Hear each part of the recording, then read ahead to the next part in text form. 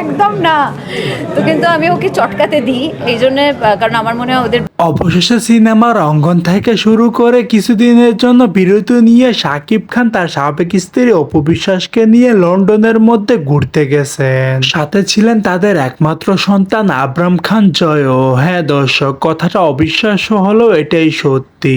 দীর্ঘদিন পর শাকিব অপুর জুটি দেখে সবাই চমকে উঠেছেন ওপার বাংলার জনপ্রিয় অভিনেত্রী কোয়েল মল্লিকও। তিনি একটি সাক্ষাৎকারে বললেন, আমি তো প্রথমে দেখে চমকে উঠেছি। অভিনেত্রী কোয়েল মল্লিক বললেন, সাকিব তোর তো অপু বিশ্বাসের সঙ্গে বিচ্ছেদ হয়ে গেছে অনেক আগেই, তাহলে কেনই বা আবারও পুনরায় একসাথে মিলিত হচ্ছিস? সেটা তো একটা অপমানযোগ্য।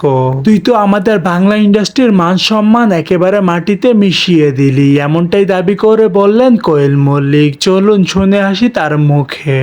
ও না এখনো পর্যন্ত বোধহয় ওকে পুতুল ভাবে, তাই জন্য ও না এরকম করে টিপে, বললাম না প্লিজ একদম না।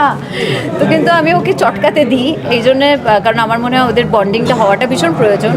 আর কবিরই মানে অনেক দিন ধরে, বছর না অনেক দিন ধরে ও বলে যাচ্ছে মামা মামা কবে, মামা মামা কবে। আমরা না দাঁড়াও দাঁড়াও দাঁড়াও। আরও অ্যাবসলিউটলি শিওর ছিল বোন হবে।